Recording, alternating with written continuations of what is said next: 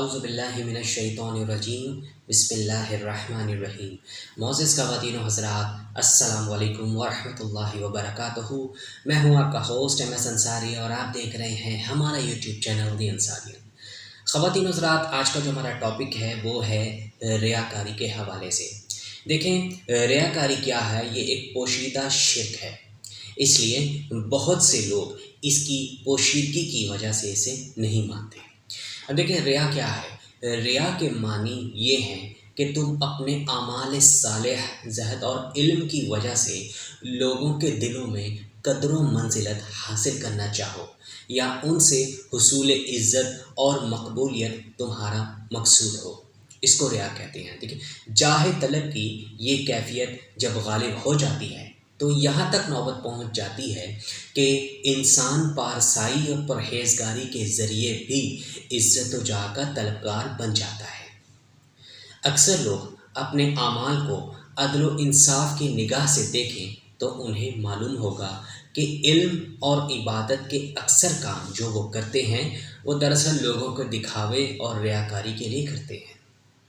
ایسی ریاکاری کی علامت یہ ہے کہ وہ جب کوئی عبادت کرتا ہے تو لوگوں سے یہ کہتا پھرتا ہے کہ دیکھو میں نے ایسا کیا ہے،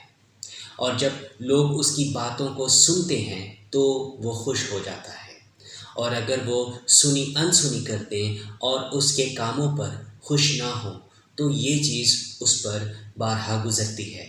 تب اگر ایسا ہو تو لوگ اس کے حق میں کوتاہی کریں اور اس کی عزت و مرتبہ کا لحاظ نہ کریں۔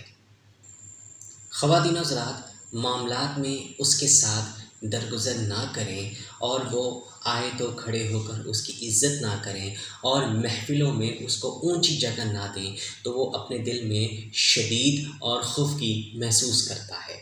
اور اگر غصے اور خفگی محسوس نہ کرے تو اسے بڑا ہی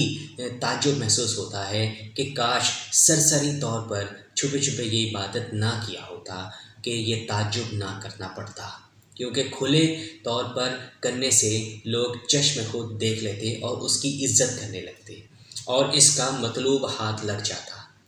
تب گویا اس نے اپنی عبادتوں کا منتہا اور مقصد جو ہے وہ لوگوں کو بنا رکھا ہے، یعنی اس کے سامنے اپنی اچھائی کو ثابت کرنے لگ جاتا ہے،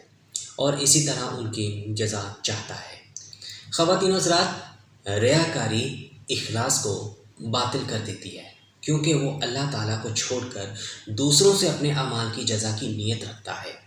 یہ اس قسم کا ریا ہے کہ جس کا حدیث شریف میں ذکر ہے کہ نبی کریم صلی اللہ علیہ وآلہ وسلم نے فرمایا کہ یعنی شرک اندھیری رات میں چلنے والی چونٹی کے پیروں کی آواز سے بھی خفیف تر اور غیر محسوس ہوتا ہے۔ خواتین و حضرات، ہم سب کو ریاکاری سے بچنا چاہیے، اور اگر ہم کوئی بھی نیکی کا کام کرتے ہیں، یعنی ہمیں تو ویسے ہی عموماً نیکی کا کام تو کرتے رہنا چاہیے، لیکن اگر ہم نیکی کا کام کرنا چاہتے ہیں یا کرتے ہیں تو ہمارے دل میں اس کی نیت یہ ہونی چاہیے کہ اس سے اللہ تعالیٰ کی خوشنودی حاصل کرنی ہو، نہ کہ دوسروں کی نظر میں اچھا بننے کے لیے ہم اس کو کریں، اور جبکہ آپ اندر سے کچھ اور ہوں۔ جس طرح منافق ہوتا ہے کہ بات کچھ کہتا ہے اور دل میں ہوتا کچھ ہے،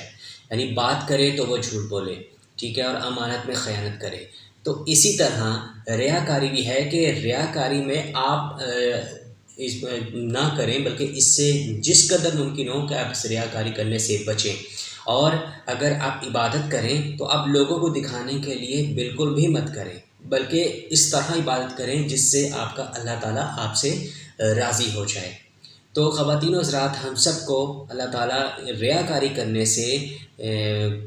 دور رکھے، محفوظ رکھے، اور ہمیں اچھے و نیک اعمال کرنے کی توفیق دے، اور ہمیں اللہ تعالیٰ کی خوشنودی حاصل کرنے کے لیے عبادت کرنے کی توفیق عطا فرمائے،